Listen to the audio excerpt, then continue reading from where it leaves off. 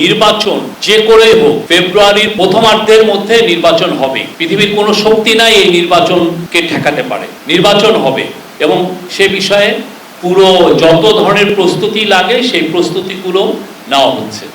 এটা আমার মনে হয় যে ন্যাশনাল কনসেনসাস কমিশনের যিনি ভাইস প্রেসিডেন্ট ডক্টর আলী রিয়াজের কাছে এই কোশ্চেনটা করতেন। তো আমরা আশাবাদী কারণ আপনারা দেখেছেন যে কমিশনগুলো হওয়ার পরে তারপরে যখন ন্যাশনাল কনসেনসাস কমিশন হলো তারপরে পলিটিক্যাল পার্টিগুলোর সাথে এই ন্যাশনাল কনসেনসাস কমিশনের কিন্তু খুবই সৌহার্দ্যপূর্ণ পরিবেশে মিটিংগুলো হয়েছে। খুবই একটা দুইটা বিষয় ছাড়া বেশিরভাগ বিষয় কিন্তু মতৈক্য এসেছে এবং এখানে হয়েছে। আপনারা দেখেছেন প্রতিদিন পলিটিক্যাল পার্টিগুলো দিনের শেষে আপনাদেরকে তারা ব্রিফিংও করেছে। বাংলাদেশের ইতিহাসে এটা একটা বিরল ঘটনা যে আগে আপনারা জানতেন যে বিদেশের থেকে উড়িয়ে নিয়ে আসা হতো তারাঙ্ককে, জিমি কার্টারকে, এমন কেউ নেই এসে তারা এই জিনিসগুলো মিডিয়েট করতেন।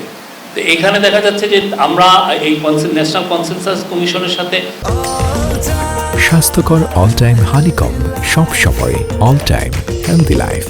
সবগুলো পার্টি কথাবার্তা বলেছেন, বেশিরভাগ ক্ষেত্রেই কনসেনসাস এসছে এবং আমরা আশা করি আমাদের পলিটিক্যাল পার্টিগুলো যে ম্যাচুরিটি শো করেছেন, যে ধৈর্যর পরিচয় দিয়েছেন, তারা ঠিকই এই সামনের দিনগুলোতে আরও তারা এই একই এক্সাম্পল সেট করবেন।